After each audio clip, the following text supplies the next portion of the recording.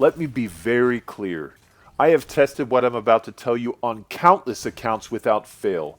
I have tested this with multiple people who were stuck at their rank, and while at first there was a struggle to get the method correct, 100% of the time it has succeeded.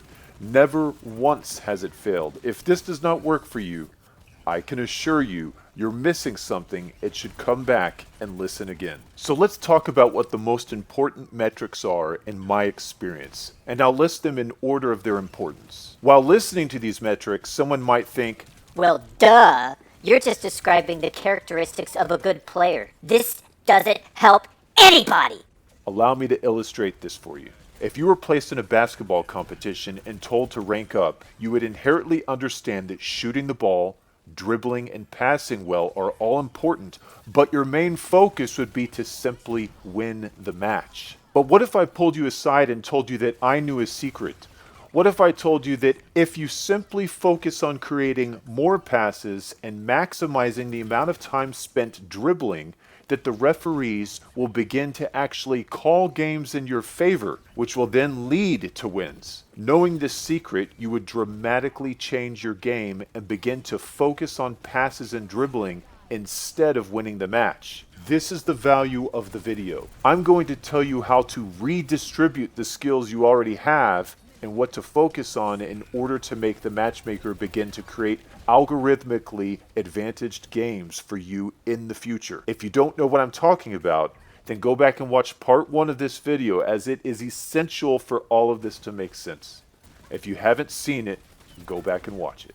We'll start off by discussing the 20 match rule. As stated in part 1 of this video, in order to turn your matches around, you will need to play how I described for around 20 matches. For some of you, the winner's queue will activate quicker, but in my experience, 20 matches is the rule. I don't want you to guess at how many matches you've played. I want you to write it down, because 10 matches of doing this will feel like 20. I also want you to record how many deaths you had in each match so you can have actual data at the end of 20 matches. Know this, at around game 10 to 15 you'll be thinking, this isn't working, but keep playing exactly how I describe and it will happen. In future videos I will actually demonstrate exactly how to play with video footage and implement each one of the metrics I'm about to describe, but for now let's continue. From this point forward, it's time to change your objective. The object of your games is not to win. Let me repeat that. You are not trying to win your matches. You hope that you win matches. And if you do, then that's fine. But you are not trying to win. Do you know the difference? Trying to win matches means your efforts are focused on trying to capture points, changing heroes to counter the enemy, or risking your life in certain scenarios to get a big play so your team can take the point. I'm telling you, all that will change, and your entire goal and objective in each and every game is to focus all of your efforts into getting good individual statistics. Look at it as an investment. Invest your time into getting good statistics now, not worrying about losing or winning matches, and later on you will be paid back every win and more. I'll state this again from part 1. If your matches are not easily won, then you still have work to do to prove to the matchmaker that you belong in the winner's queue. Now, the most important metric that you need to focus on, and I will repeat this throughout the video, is do not die. There is no other more important factor in getting into the winner's queue than not dying. Now someone out there is already saying, well, no, duh. I don't die because I want to die. I die because the enemy is trying to kill me. This video is useless, and it made me late for a date with my cousin. I would argue that you don't die so much because the enemy wants to kill you, but because you don't realize how important it is to stay alive. If someone told you that the object of your game is not to win, but to get less than 3 deaths per game, you could probably do it. And that's what I'm telling you. All metrics that will be described going forward rely on this metric. Not only do the amount of deaths you have factor in as a performance metric, but even worse, when you are dead, you're unable to be alive to accumulate all the other metrics that I'm about to describe. Do not die. There will be times in matches where you will come to the conclusion that if you push a little harder, if you risk a little more, that you can win the match. Winning the match is completely irrelevant in this method. You will have a win streak once you trigger the winner's queue. I'll give you the rule I give myself. Do not die more than 2 times each game. Not each round, each game. I dropped a hint in part 1 if you watch how I play. I went through 2 entire games without dying more than twice. Go back and watch it again and study what I do in order to stay alive, but be effective while you're doing it. Now I can already hear someone saying, Well, I know that's a bunch of crap, because the Fran dies more than twice each game, and he's the best Overwatch player in the universe. So this is all a bunch of lies, and I don't like it! of course you can die more than twice and still rank up, but you'd need to make up for it by doing enormous amounts of damage and kills to offset your deaths. Why make it hard? You are not Defran, so you'll stick to the 2 death rule because it works. I've tested it countless times and it has never not worked. Not dying while still dealing damage is actually easy, and in a future video I'll be making specific gameplay videos showing how I play without dying while still accumulating the needed statistics to rank up. So remember, do not die. When you see your team has lost the push, start backing out and regroup. There's no need to die honorably on the battlefield. Get back and regroup. Do not die. Also understand that simply dying less than 3 times a game does not trigger the winner's queue. It's just an important part of getting there. Here's a quick bonus tip. In Overwatch 1 there was a feature that few people paid attention to or even noticed. It was in the lower left corner. It was an on fire meter. And what players didn't realize is this was actually an indicator of how well you were performing based on the statistics the matchmaker looks for. Watching this bar could teach you what you needed to focus on in order to rank up. And I can tell you by experience, there is no single thing that will drain that bar quicker than dying. Do not die. The next most important thing to remember is to use as few heroes as possible, preferably using only 1 hero. Because in my opinion, Overwatch is extremely bad at estimating your skill level when you use more than 1 hero. Let me illustrate this. Let's say that you've only used 1 hero, Soldier, and your hidden MMR rank is 2500 based on your individual performance skill. Then let's say that you decide to practice your Widowmaker because the match you're in is very easy and you can slack off. You're not very good at Widowmaker and miss a lot of shots, don't get any kills, and die a lot. The matchmaker has to give your performance on Widow a ranking. So comparing your performance to all the other Widowmakers at your current tier, you're given a starting rank of 1500 with Widowmaker, and you still have a 2500 with Soldier. Now, the average MMR of all the heroes you've used in the past 20 matches just went from 2500 to 2000. You're on a fast track to getting placed in the loser's queue to rank you down, and in some cases, I've seen this instantly trigger the loser's queue.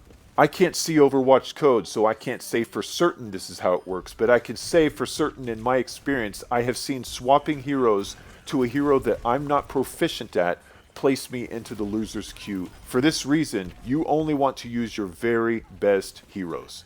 Preferably one that has good mobility or can self-heal so you don't need to rely on anyone else.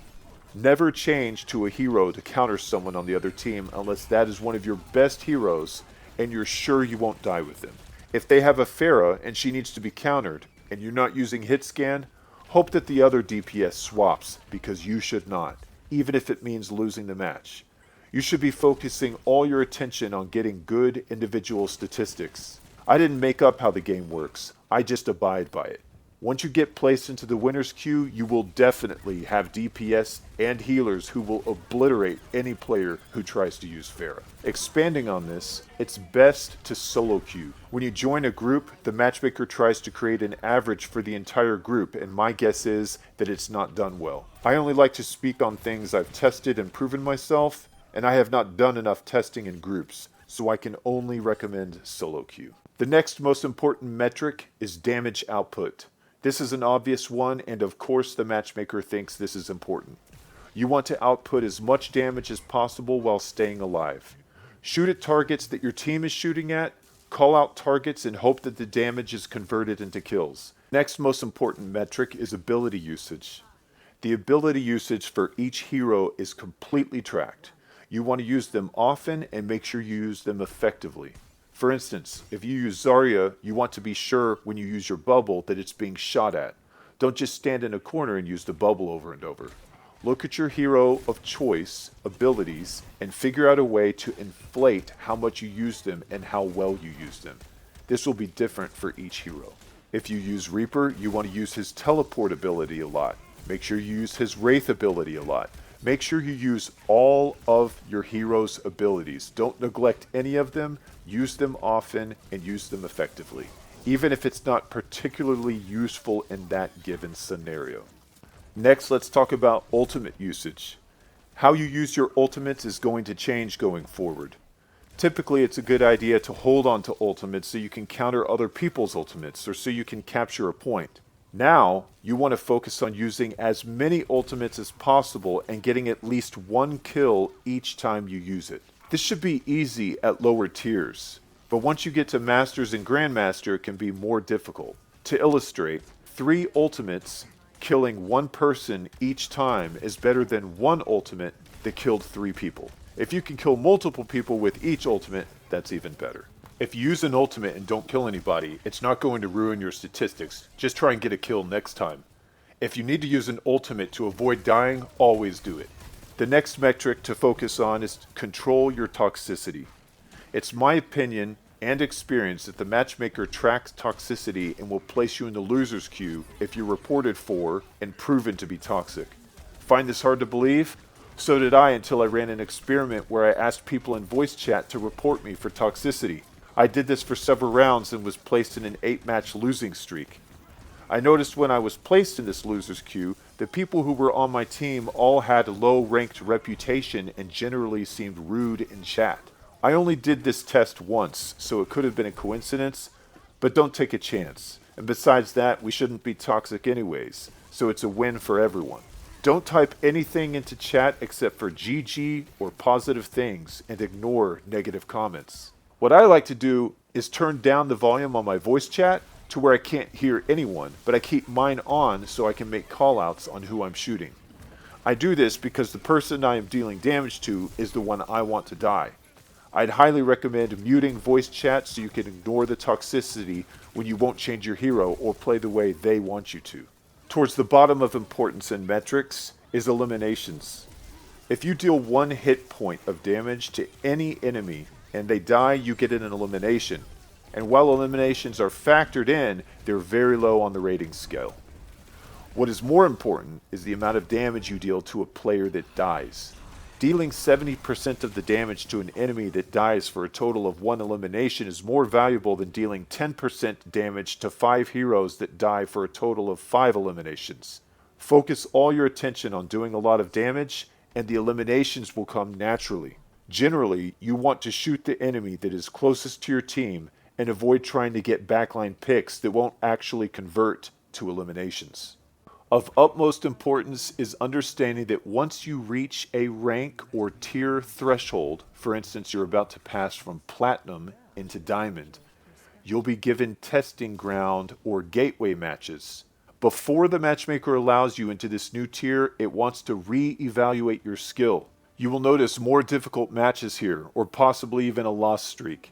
It's extremely important that you continue to focus on the metrics that I described in this video.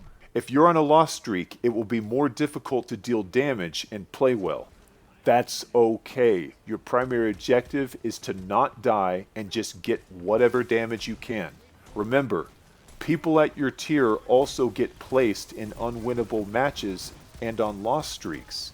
They probably have horrible individual performance when it happens. Because of the knowledge given in this video, you can minimize the hit taken to your overall performance metrics and still come out on top. Stick with your best hero and play to stay alive while dealing damage whenever possible. I know there's at least one person out there thinking, All you did in this video was describe how good players play. This doesn't help me at all. You're basically just saying, play well and you'll rank up. if you think this, then you have severely misunderstood, and I would recommend watching the video again or asking for help from a parent or guardian. Finally, I want to let you know what you can expect once you get into the winner's queue. Matches will be a steamroll. Your team will obviously be filled with Smurfs who are all placed into the winner's queue so they can get to their rank quickly.